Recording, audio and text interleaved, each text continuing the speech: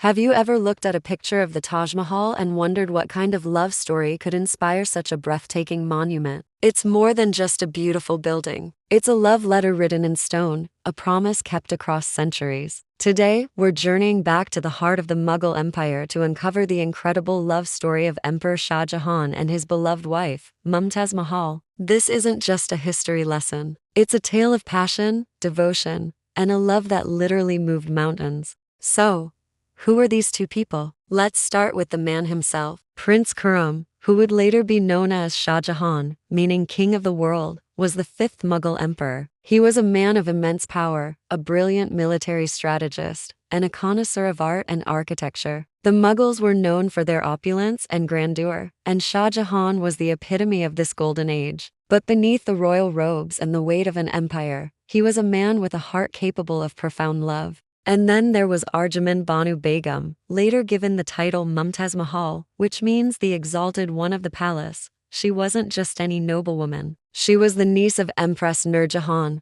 one of the most powerful women in Mughal history. But it wasn't her lineage that captured the prince's heart. By all accounts, she was a woman of incredible beauty, sharp intelligence, and profound compassion. Their first meeting sounds like something straight out of a fairy tale. Legend has it that Prince Khurram saw her for the first time at a royal bazaar, and he was instantly captivated. It was love at first sight. Their engagement was announced, but court astrologers deemed the stars weren't aligned for an immediate wedding. So, they had to wait 5 long years. Can you imagine? 5 years of anticipation, of stolen glances and whispered promises. But this waiting period only seemed to deepen their bond. Finally, in 1612, they were married in a ceremony of unparalleled splendor. From that day forward, they were inseparable. Mumtaz Mahal wasn't just a wife who stayed in the palace. She was Shah Jahan's most trusted confidant and advisor. She traveled with him on his military campaigns, advised him on matters of state, and was deeply involved in charitable work, especially supporting poor women and orphans. She was his partner in every sense of the word. Their love was a source of stability and strength for the empire. The court poets wrote endlessly about their devotion, describing a relationship built not just on passion, but on deep respect and friendship.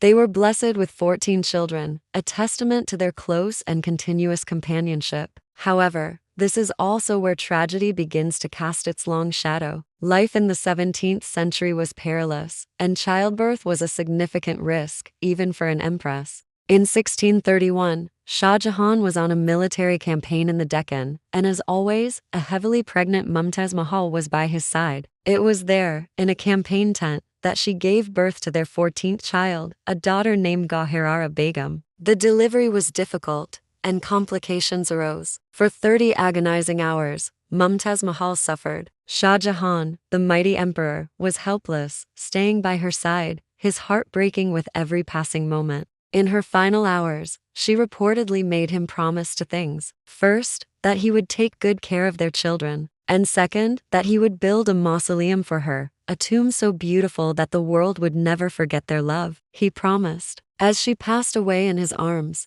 the entire empire was plunged into mourning. But no one's grief was as profound as Shah Jahan's. The emperor's sorrow was absolute. Historical accounts say he went into seclusion for a year. When he finally emerged, his hair had turned snow white, his back was bent, and his face was etched with grief. He gave up listening to music, wearing fine clothes, and using perfumes. The vibrant ruler was now a man consumed by loss, but he had a promise to keep. He channeled all his grief, all his love, and all the resources of his vast empire into fulfilling Mumtaz Mahal's final wish. He envisioned a monument of perfect symmetry and ethereal beauty, a paradise on earth for his beloved queen. He gathered the finest architects, artisans, and materials from all over Asia and beyond. The chief architect is believed to have been Ustad Ahmad Lahori, but it was truly a collaborative masterpiece. The construction of the Taj Mahal began in 1632. It took over 20,000 workers, masons, stonecutters, carvers, painters, and calligraphers more than 2 decades to complete. The foundation itself was a massive engineering feat, designed to be stable on the banks of the Yamuna River. The main structure was built with glistening white marble, brought all the way from Makrana, over 400 kilometers away, by a fleet of 1,000 elephants.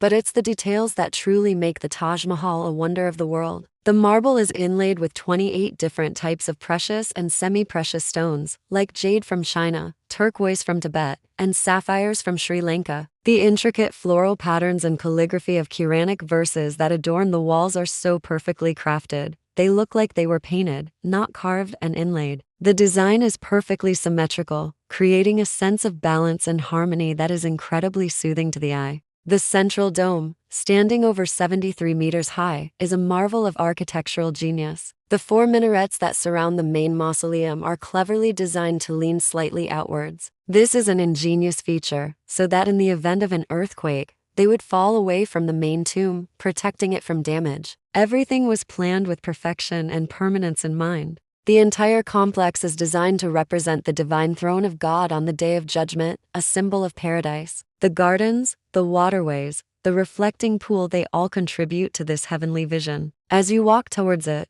the Taj Mahal seems to change its color and mood with the light of the day, appearing pinkish at dawn, milky white in the evening, and golden under the moonlight. It feels alive. For the rest of his life, Shah Jahan would gaze at the Taj Mahal from his fort in Agra, especially after he was placed under house arrest by his own son, Aurangzeb. It was his only comfort, a constant, beautiful reminder of the woman he loved. When he died in 1666, his body was laid to rest next to Mumtaz Mahal's inside the mausoleum. It's the only asymmetrical element in the entire complex, his cenotaph placed beside hers, a final, eternal reunion. The story of Shah Jahan and Mumtaz Mahal is a powerful reminder that behind great monuments, there are often deeply human stories. The Taj Mahal is not just an architectural marvel. It is the ultimate expression of love and loss. It stands today as a testament to a love so powerful it defied death itself, immortalizing a promise made from a broken heart. It truly is a love story for the ages, forever enshrined in marble and light.